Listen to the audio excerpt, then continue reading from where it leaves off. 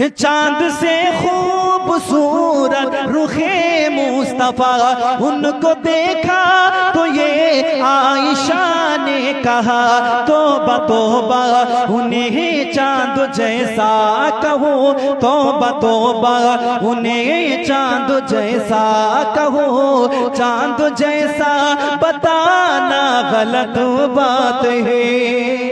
मुसलमान बाबाजी भाई, এত সুন্দর হওয়ার পরেও নবীর শত্রু আবু জেহেল এসে বলেন, মুহাম্মদ তোমার মতন বদসুরত জগতে কোথাও দেখি নাই।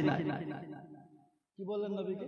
বদসুরা আবু জেহেল, মুহাম্মদ তোমার মতন বদসুরত কোথাও দেখি নাই। নবী শোনার পর একটু রাগ করলেন না। নবী শোনার পর বললেন, সাদ্দাক্তা আবু জেহেল, মিথ্যা কথা বলো না, খাঁটি সত্য কথা বলেছো।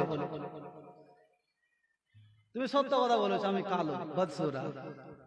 একটু পরেই নবীর শ্রেষ্ঠ সাহাবী হযরতে আবু বকর এসে বলেন, নবী গো, ও নবী, পূর্ণিমার চাঁদে দাগ আছে কিন্তু আপনার চেহারাতে কোন রকমের দাগ নেই। নবী গো, আপনার মতন সৌন্দর্য আমি কোথাও দেখি নাই।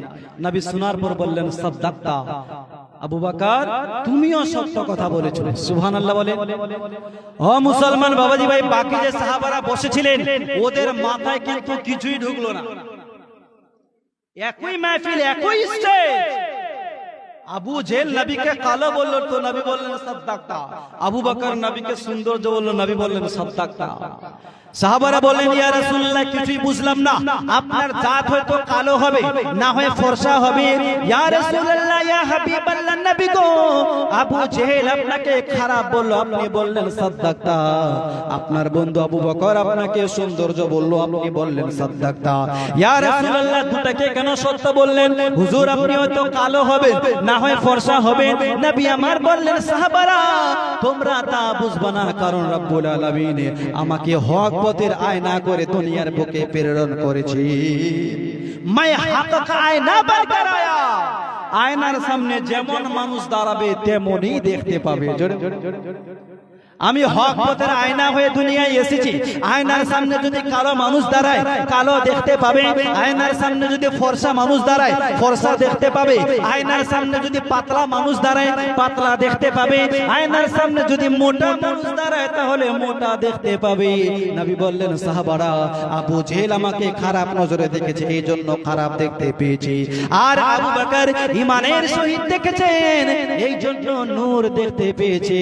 নবী বললেন, সাহাবারা ভালো করে যদি জানতে যাও, মুসা নবীর ইতিহাস করে দেখো।